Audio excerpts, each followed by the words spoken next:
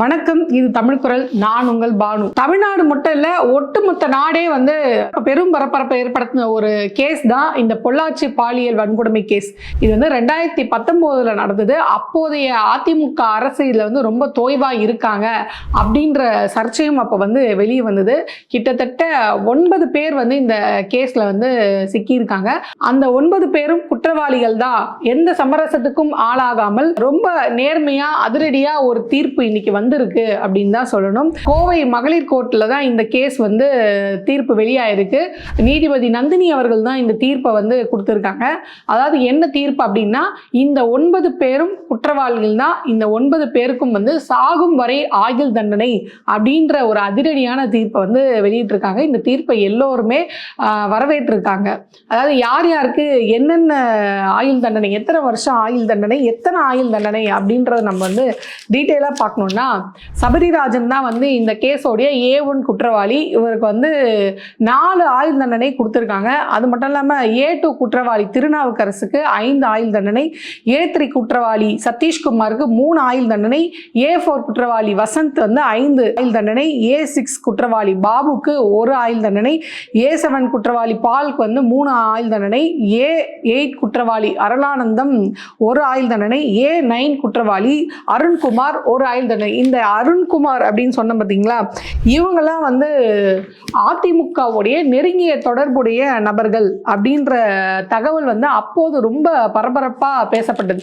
அதாவது 2019 ஒரு புகார் வந்து கொடுக்கப்படுது. இந்த மாதிரி ஒரு பெண் போய் புகார் கொடுக்குறாங்க போலீஸ் நிலையத்தில். இந்த மாதிரி எனக்கு வந்து ஒரு பாலியல் வன்கொடுமை நடந்திருக்கு அப்படின்ற கேஸ் வந்து கொடுக்கப்படுறாங்க. அதுக்கப்புறமா அரசு செய்யப்படுறாங்க. அரசு செய்யப்பட்டவொடனே இந்த திருநாவுக்கரசு என்ன பண்றா அப்படின்னா, தலைமறைவான சும்மா இல்லாம தலைமறைவான இடத்துல இருந்து தான் இந்த மாதிரியான ஒரு வீடியோ வந்து ரிலீஸ் பண்றாங்க. அது ரிலீஸ் பண்ண உடனே இந்த வழக்கு அவர் வந்து கைது செய்யப்படுறாரு. இந்த வழக்கு வந்து CBCIDக்கு மாற்றப்படுது. CBCIDக்கு மாற்றப்பட்ட பிறகு பல ஆதாரங்களை வந்து அவங்க திரட்டுறாங்க. இருந்தாலும் 2019 மே மாதம் வந்து 20 பெண்கள் வந்து இந்த வழக்குல விசாரணைக்கு உட்படுத்தப்படுறாங்க. அந்த 20 பெண்களோட விசாரணைக்கு அப்புறமா தான் 2021 ஜனவரி 6ஆம் தேதி வந்து அருளானந்தம், அந்த பால் மற்றும் பாபு இவங்க 3 பேரும் வந்து இந்த வழக்குல உள்ள இருக்காங்க, உள்ள சிக்கி இருக்காங்க அப்படின்றது தெரிஞ்சு அவங்க மேல நடவடிக்கை எடுப்பது.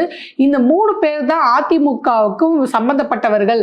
அதனால தான் அதிமுக ஒரு அதிரடியான நடவடிக்கை எடுக்காம அப்போதைய முதல்வர் எடப்பாடி அவர்கள் வந்து தோய்வை காட்டாரு. கிட்டத்தட்ட FIR ஃபைல் பண்றதுக்கே ஒரு 12 நாள் எடுத்துக்கிட்டாரு அப்படின்னு சொல்லப்படுது. அப்போ 2021 பிப்ரவரி 22ஆம் தேதி ஒரு பரபரப்பையே அது வந்து ஏற்படுத்திருச்சு. ஸோ அதுக்கப்புறமா தான் அருண்குமார்ன்றவர் வந்து கைது செய்யப்படுறாரு. 2024 இந்த கேஸ் என்ன ஆகுதுன்னா, CBCIDலேருந்து CBIக்கு மாற்றப்படுது. என்ன சொல்றாங்கன்னா, CBIக்கு மாற்றப்படணும், எங்கள் CBCID மேல நம்பிக்கை இல்லை, போலீஸ் மேல நம்பிக்கை இல்லை அப்படின்னு இது வந்து 3 தரப்பு விசாரிக்கிறாங்க. போலீஸ் ஒன்று, CBCID ஒன்று, அப்புறம் CBIக்கு மாற்றப்படுது. இந்த CBI வந்து அவங்களோட விசாரணையில பல ஆதாரங்களை வந்து சமர்ப்பிக்கிறாங்க. இந்த 9 பேரும் குற்றவாளிகள் அப்படின்னு நிரூபிக்கிறாங்க. கிட்டத்தட்ட 1500 பக்கம் கொண்ட குற்றப்பத்திரிகையை வந்து இந்த CBCID தாக்கல் பண்ணுது.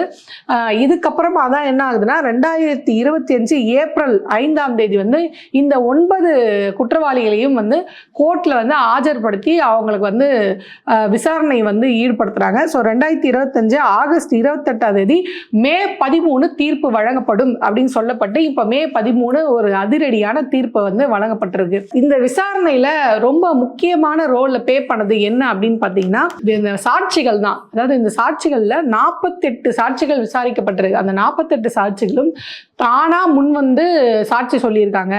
நூற்றுக்கணக்கான பெண்கள் இந்த கேஸ்ல வந்து பாதிக்கப்பட்டிருந்தாலும் அதுல 8 பெண்கள் ரொம்ப துணிச்சலா தைரியமா எதை பத்தியும் யோசிக்காம, எனக்கு இந்த கொடுமை நடந்திருக்கு, இந்த கொடுமையை நான் வெளியே கொண்டு வரேன், அதை நான் போலீஸ்ல கேஸ் ஆக்குறேன், இதுக்காக நான் வாதாடுறேன், இது எனக்கு நடக்கப்பட்ட இந்த அநியாயம் இன்னும் வேறு பெண்களுக்கு நடக்கப்படக்கூடாது, இது வந்து ஒரு வரலாற்று பாடமா இருக்கணும், இந்த தண்டனை இனி தப்பு செய்யணும்னு நினைக்கிறவங்களுக்கு ஒரு பாடமா இருக்கணும், போராடி வாங்க முடியும். உச்ச நீதிமன்றத்துல இருந்து உயர் நீதிமன்றத்துல இருந்து எல்லா நீதிமன்றங்களையும் மக்கள் நம்பிட்டு இருக்காங்க. நீதிமன்றம் வந்து அவங்களுக்கு ஒரு நியாயத்தை வழங்கும் கடைசி நம்பிக்கையே வந்து நீதிமன்றமா தான் இருக்குது. அதனால இவங்க நீதிமன்றத்தை நோக்கி போயிருக்காங்க. 8 பெண்களும் போயிருக்காங்க. இதில் சிறப்பம்சம் என்ன அப்படின்னு பார்த்தீங்கன்னா, இந்த சாட்சிகள் யாருமே வந்து பிறல் சாட்சிகளாக இல்லை. அந்த சாட்சிகள் வந்து குற்றப்பத்திரிகையில் என்ன சொல்லப்பட்டிருக்கோ அதே மாதிரி தான் அவங்களும் சாட்சி சொல்லியிருக்காங்க. ஏன்னா இது புனைவாக இருந்தாலோ இல்லை பொய் சாட்சியாக இருந்தால் தான் அது மாறி இருக்கும். ஏன்னா அவங்க என்ன பண்ணுறாங்கன்னா, தனக்கு நடந்த கொடுமையை அவங்க எடுத்து சொல்கிறதுனால இது பிறல் சாட்சியாக இல்லாமல் இந்த குற்றத்தை நிரூபிக்கிறதுக்கு அது முக்கிய பங்காக இருக்குது. இது மட்டும் இல்லாமல் இந்த கேஸுக்கு டிஜிட்டல் சாட்சிகள் எடுக்கப்பட்டிருக்கு.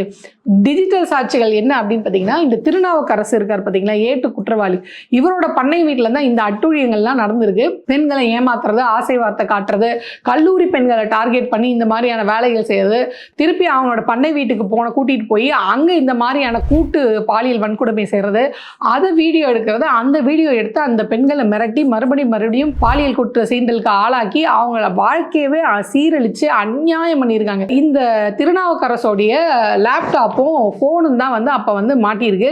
அந்த ஃபோனில் நூற்றுக்கணக்கான வீடியோ இந்த மாதிரி பெண்களை அடிக்கிறதா இருக்கட்டும், முன்னாடியே நான் சொன்ன பார்த்தீங்களா, அண்ணா என்னை அடிக்காதீங்க அப்படின்னு ஒரு வீடியோ வந்துச்சுன்னு, அந்த மாதிரி பல பெண்களை அநியாயத்துக்குன்னு சித்திரவதை பண்ணி, கொடுமை பண்ணி, பாலியல் ரீதியாக தொல்லை பண்ணி, ஸோ அந்த மாதிரியான நிறைய வீடியோக்கள் அதில் இருந்திருக்கு.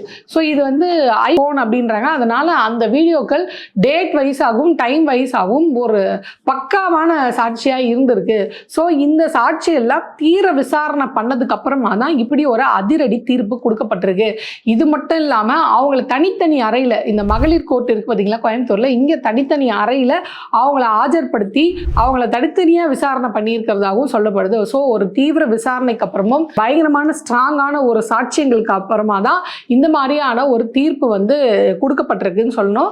இது மட்டும் இல்லாமல் இந்த கேஸில் பாதிக்கப்பட்ட பெண்களுக்கு கிட்டத்தட்ட 85 லட்சம் ரூபாய் வந்து நிதியாக கொடுத்துருக்காங்க. அந்த பெண்கள் வந்து 10 லட்சம் 15 லட்சம் அந்த 8 பேருக்கும் அந்த மொத்தமாக அந்த பெண்கள் எல்லாருக்குமே வந்து 85 லட்சம் கொடுக்கப்பட்டிருக்காங்க. இது அவங்களுடைய இப்போ இப்படி பாதிக்கப்பட்டதுனால அவங்க வெளியே போய் வேலை செய்யறக்கோ இல்லை இது பண்ணுறக்கோ கஷ்டப்படலாம். ஆனால் இதை வச்சு அவங்களோட வாழ்வாதாரத்தை அவங்க வந்து இம்ப்ரூவ் பண்ணிக்கலாம். இன்னொரு முக்கியமான விஷயம் என்னன்னா, இந்த கேஸில் இது வரைக்கும் இந்த 8 பெண்களுடைய எந்த தகவலும் வெளியே வரல. அது வந்து ரகசியமாக பாதுகாக்கப்பட்டது, இன்றளவும் பாதுகாக்கப்படுகிறது. ரகசியமாக தான் விசாரணை நடத்தப்பட்டு அது வெளியே கொண்டு வந்திருக்கு அப்படின்ற தகவல் நம்ம பார்த்துக்கலாம். இன்னும் இந்த கேஸில் வந்து முக்கியமான விஷயம் என்ன அப்படின்னு பார்த்தீங்கன்னா, இந்த கேஸை விசாரணை பண்ண நீதிபதி நந்தினி அவர்கள் வந்து தொடர்ந்து இந்த கேஸை விசாரணைக்கணும் அப்படின்றதுனால சில விஷயங்களே நிறுத்தப்பட்டது அப்படின்னு சொல்லணும். அதாவது நீதிபதிகளை வந்து இடமாற்றம் பண்ண போகிறாங்க அப்படின்ற தகவல் வந்தவொடனே எல்லாரும் கேட்டாங்க, அப்போனா இது விசாரணை தடைப்படும், இந்த பொள்ளாச்சி சம்பவம்ன்றது ஏதோ ஒரு சாதாரண சம்பவம் கிடையாது, இதில் வந்து நீர்த்து போகிற மாதிரி ஏதாவது நடந்தால் இதை வந்து குளிரிட்டு போயிடும் சொல்லுவாங்க பார்த்தீங்களா, என்ன நடந்துட போகுது அப்படின்ற மனநிலைக்கு குற்றவாளிகள் போயிடுவாங்க. ஆக இந்த விசாரணை சீராக நடக்கணும்னு சொல்லி கோரிக்கைகள் வைக்கப்படுது. அந்த இடமாற்றம், இந்த நீதிபதிகள் இடமாற்றத்தில் நந்தினி அவர்கள் பேர் இருந்தாலும் தொடர்ந்து இவர்கள் இந்த கேஸை வந்து விசாரிக்கணும் அப்படின்றதுக்காக இடமாற்றம் பண்ணாமல் தொடர்ந்து அவங்களே விசாரிக்க வச்சிருக்காங்க. அது மட்டும் இல்லாமல் 2019 இதுவரைக்கும் இந்த 9 குற்றவாளிகளுக்கு ஜாமீன் அப்படின்ற ஒன்று வந்து கொடுக்கவே படலை. ஏன்னா ஜாமீன் கொடுக்கப்பட்டால் இவங்க வெளியே வரலாம், வெளியே வந்து தலைமறைவாகலாம். ஏன்னா இவர் தலைமறைவான ஆனவர் தானே, தலைமறைவாயிட்டு தானே வீடியோ ரிலீஸ் பண்ணாங்க. அதனால இவங்க வெளியே போனால் என்ன வேணாலும் நடக்கும், தலைமறைவாகலாம், இல்லை அந்த பெண்களையே வந்து மிரட்டலாம், இந்த மாதிரி எவ்வளோ நடக்கும். அதனால சின்ன சமரசம் கூட இல்லாமல் அவங்கள ஜாமீன்லேயே விடாமல் ரொம்ப கடுமையான முறையில் அவங்க 2019 இந்த தீர்ப்பு வர வரையும் அவங்க சிறையில் தான் இருந்திருக்காங்க அப்படின்றதும் ரொம்ப முக்கியமாக கவனிக்கப்பட வேண்டிய ஒரு விஷயம். இது மட்டும் இல்லாமல் இதில் 3 விசாரணை நடத்தியிருக்காங்க. பொள்ளாச்சி போலீஸ் நடத்திருக்காங்க, சிபிசிஐடி விசாரணை பண்ணியிருக்காங்க, சிபிஐயும் விசாரணை பண்ணியிருக்காங்க.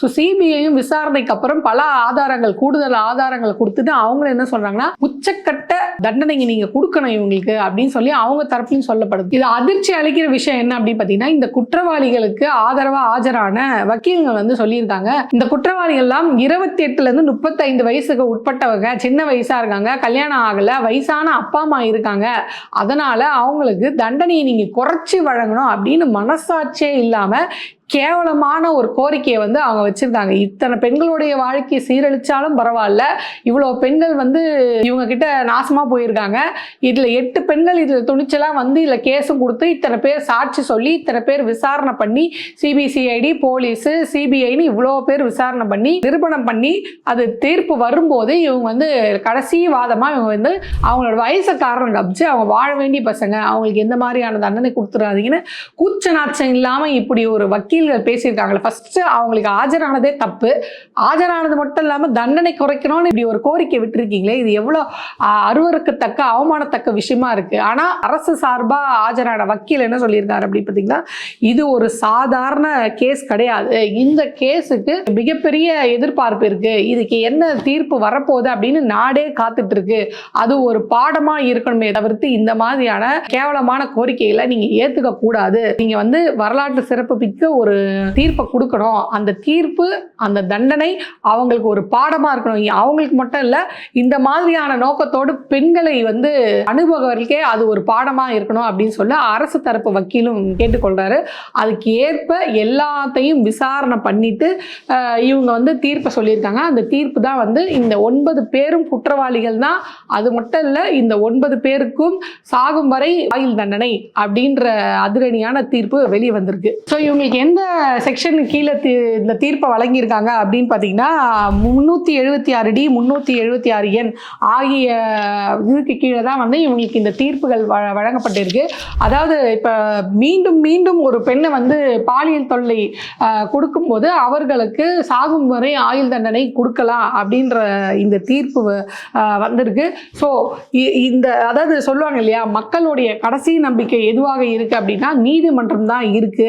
ரெண்டாவது இந்த 8 பெண்களுடைய இந்த தைரியம் இருக்கு பார்த்தீங்களா, இது இனி வர காலங்களில் பெண்கள் வாயை திறப்பாங்க, இன்னும் எத்தனை காலத்துக்கு தான் வந்து வீட்டுக்குள்ளேயே முடங்கி இருப்பாங்க, இது வெளியே சொன்னால் அசிங்க நமக்கு என்ன ஆகுமோ ஏதாகுமோ அப்படியெல்லாம் பயப்படாம தைரியமா எனக்கு இந்த கொடுமை நடந்திருக்கு, இந்த கொடுமைக்கு எனக்கு நீதி வேணும், இனி வர காலங்களில் இந்த மாதிரி செய்கிறவங்களுக்கு அது ஒரு பாடமாக இருக்கணும் அப்படின்னு இந்த 8 பெண்களுடைய துணிச்சலும் அதுல எந்த சமரசமே இல்லாம தீர விசாரிச்சு தீர்ப்பு கொடுத்த நீதிபதி நந்தினி அவர்களுக்கும், இன்னும் இதுக்கு பின்னாடி நின்று இந்த மாதிரியான ஒரு வரலாற்று சிறப்பு மிக்க தீர்ப்பு வந்திருக்கு பார்த்தீங்களா, இதுக்காக பின்னாடி இருந்து வேலை செஞ்ச நிறைய பேருக்கும் இந்த நேரத்தில் நம்ம வந்து வாழ்த்துக்கள் தான் சொல்லணும். ஏன்னா சாதாரண விஷயம் கிடையாது. கிட்டத்தட்ட 2019 2025 6 ஆண்டு காலங்கள், 6 ஆண்டு காலங்கள் அவங்க எவ்வளோ கஷ்டப்பட்டிருப்பாங்க, எத்தனை இன்னல்கள் வந்திருக்கோம், எந்த தரப்புலேருந்து எவ்வளோ அழுத்தம் வந்திருக்கோம், எவ்வளோ மிரட்டல்கள் இருந்திருக்கும். ஆனால் அதை பற்றிலாம் எந்த கவலையும் படாம ரொம்ப துணிச்சலா